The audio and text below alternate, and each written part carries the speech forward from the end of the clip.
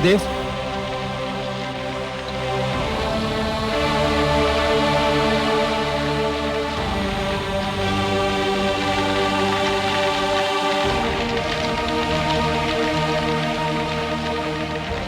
क्या बात है? गुरुदेव, हम लोग समस्त दानव लोक की ओर से एक विनती लेकर आए हैं।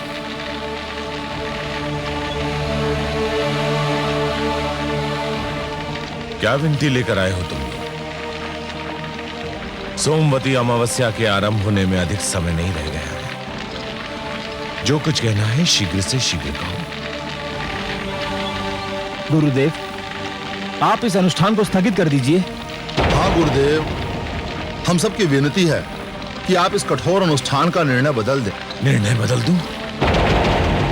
जानते हो तुम क्या कह रहे हो? तुम ये नहीं कह रहे हो कि मैं अपना निर्णय बदल दूं। तुम ये कह रहे हो कि मैं अपने जीवन का नियम बदल दूं, मैं अपने सिद्धांतों को बदल दूं।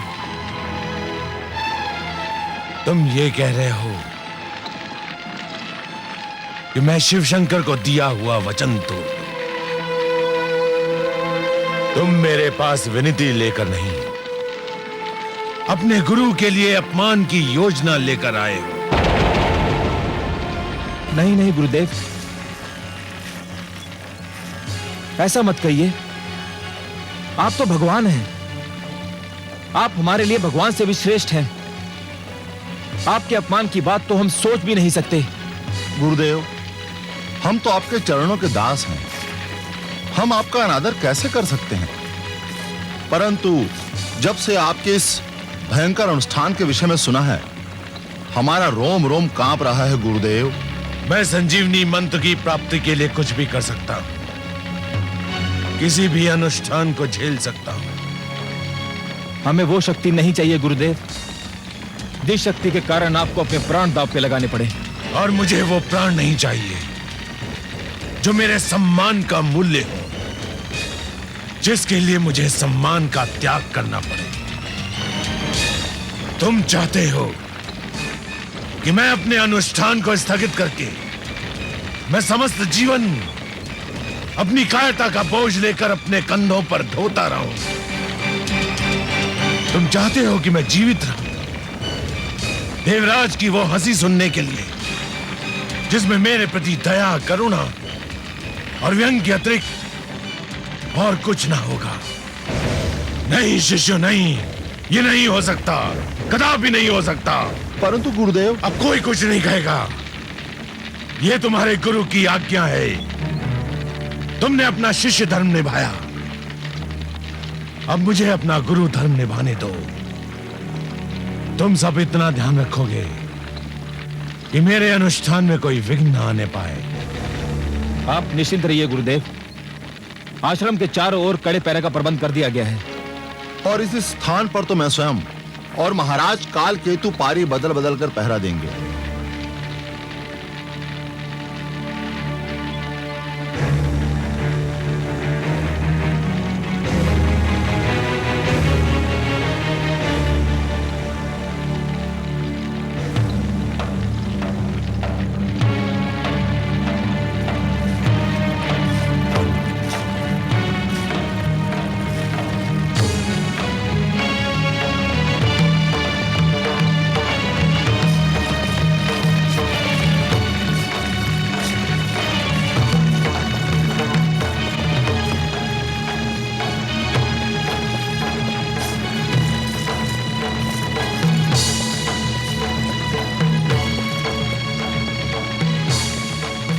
पत्तियों को अग्नि दो काल केतु।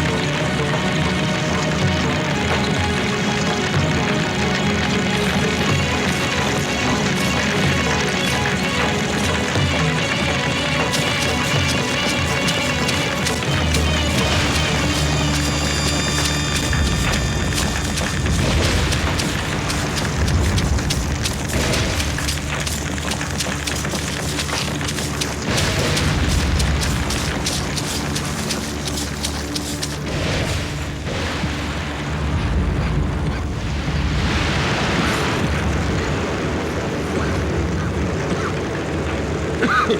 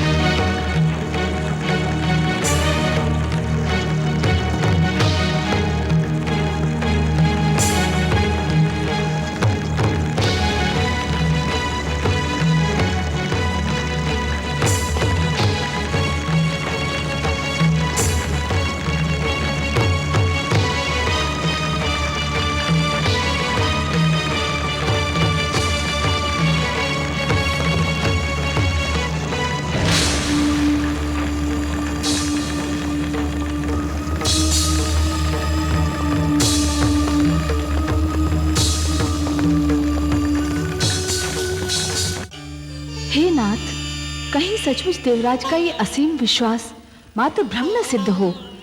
दैत्य गुरु शुक्राचार्य को अपने अनुष्ठान के आरंभ में कुछ कठिनाइयां अवश्य हुई, किंतु अब वे धुएं का पान इतनी सरलता से कर रहे हैं जैसे कोई शिशु दुग्ध पान करता है। ये संकल्प की शक्ति है महादेवी। जब कोई व्यक्ति किसी कार्य को करने के लिए दृढ़ संकल्प कर लेता है तो पर्वत भी उसके सामने राई के समान हो जाता है। फिर कोई भी बाधा उसका मार्ग नहीं रोक सकती। हे महादेवी, जब एक छोटा सा झरना संकल्प कर लेता है तो चट्टानों की छाती चीर कर बाहर निकलता है। जब एक नन्हा सा बीज उगने का संकल्प करता है तो पथरीली धरती से बाहर फूट कर निकलता है। मानव के मन में असंख्य शक्तियां भरी हैं महादेवी, और इन सारी शक्तियों में महानतम शक्ति है संकल्प। संकल्प असंभव को भी संभव बना सकता है। इसका अर्थ तो ये हुआ कि देवलोक पर कोई महान संकट आने वाला है। निस्संदेह देवराज इंद्र के लिए समस्या अब और गंभीर हो सकती है महादेवी। दैत्य गुरु शुक्राचार्य का अभियान यदि सफल हो गया तो ऐसी घटनाएं घटित होंगी जिनसे सारी सृष्टि संकट में पड़ जाएगी। तीनों से बच कर रहे, शत्रु रोग अंगार, क्या जाने ये किस घड़ी ले ले क्या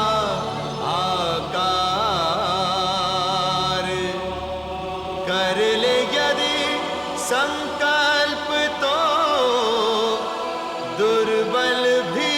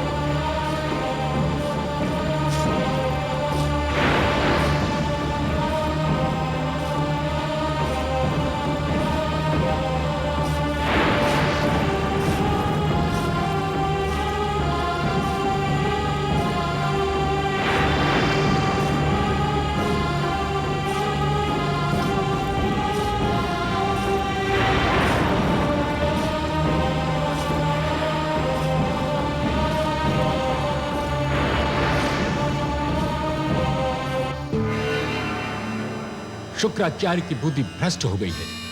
भला ऐसा अनुष्ठान किसी मानव के लिए संभव है? देवराज, अच्छा हुआ आप पीछे हट गए। ये अनुष्ठान तो प्राणदान का दूसरा नाम है। 1 वर्ष का अभियान है देवराज। यदि 1 सप्ताह भी पूरा हो जाए तो समझे चमत्कार हो जाएगा। 1 सप्ताह, बस 1 सप्ताह में आप सुन लेंगे कि दैत्य गुरु शुक्राचार्य और उनका अनुष्ठान दोनों वीर गति को प्राप्त हुए। नारायण नारायण।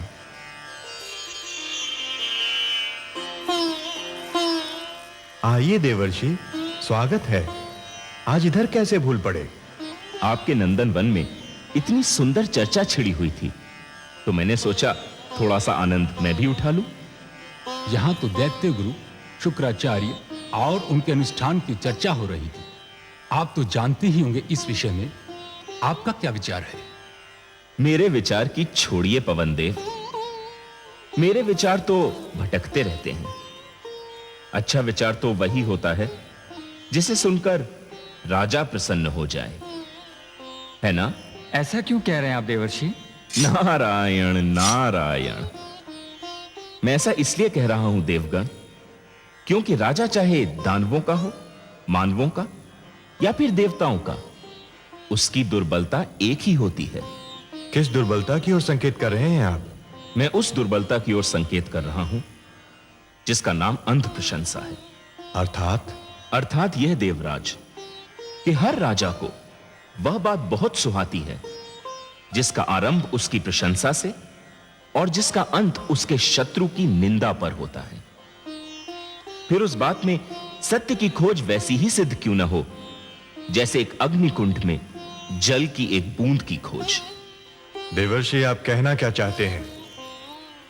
हे देवराज, मेरे कानों में यहां कही हुई एक बात पड़ी थी कि दैत्य गुरु शुक्राचार्य जिस अनुष्ठान का संकल्प कर रहे हैं वह किसी मानव के लिए संभव नहीं। यह तो मैंने कहा था देवर्षि। मैं तो केवल यह कहना चाह रहा था कि दैत्य गुरु शुक्राचार्य जो अनुष्ठान कर रहे हैं वह मानवों के लिए ही संभव है, देवताओं के लिए नहीं। नहीं तो देवराज उस अनुष्ठान से भाग क्यों खड़े होते? मैं ठीक कह रहा हूं ना देवराज? तो क्या दैत्य गुरु अपने अनुष्ठान में सफल हो जाएंगे? हो जाएंगे नहीं, हो रहे हैं देवराज। जो अनुष्ठान के 2 दिन कुशलता से बिता सकता है वह पूरा 1 वर्ष भी बिता सकता है।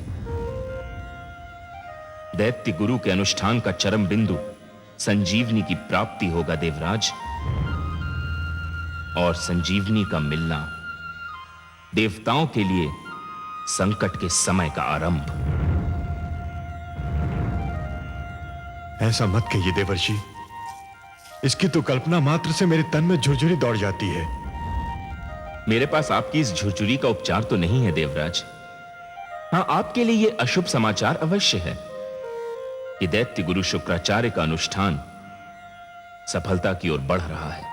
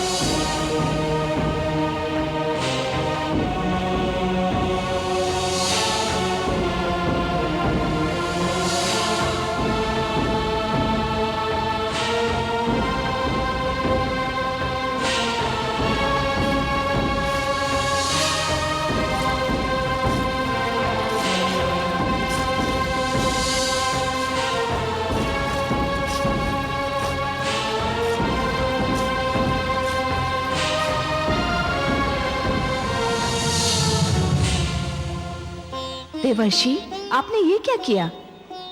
क्या किया मैंने माते? आपने सनसनी फैलाकर समस्त देवलोक में भय का वातावरण उत्पन्न कर दिया। सत्य के प्रदर्शन को आप सनसनी कह रही हैं माते?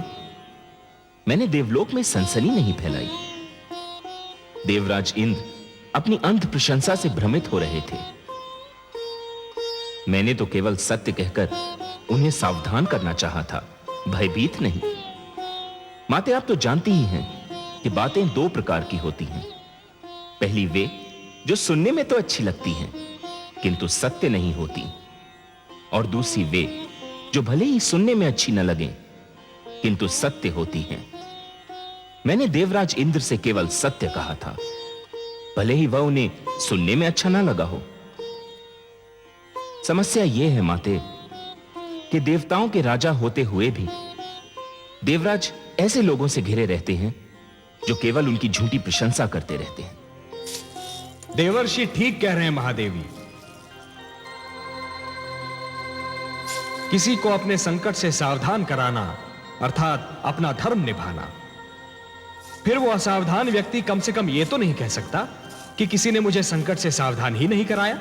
परंतु हे कमल नयन, इस घबराहट में देवराज कोई अनुचित पग उठा ले तो क्या होगा? यही तो देवेंद्र के विवेक की परीक्षा होगी ना महादेवी। इसी से तो सिद्ध होगा कि क्या देवेंद्र को अपनी भूल का आभास हुआ है या फिर वो अपनी भूल को छुपाने के प्रयास में दूसरी भूल कर बैठेंगे।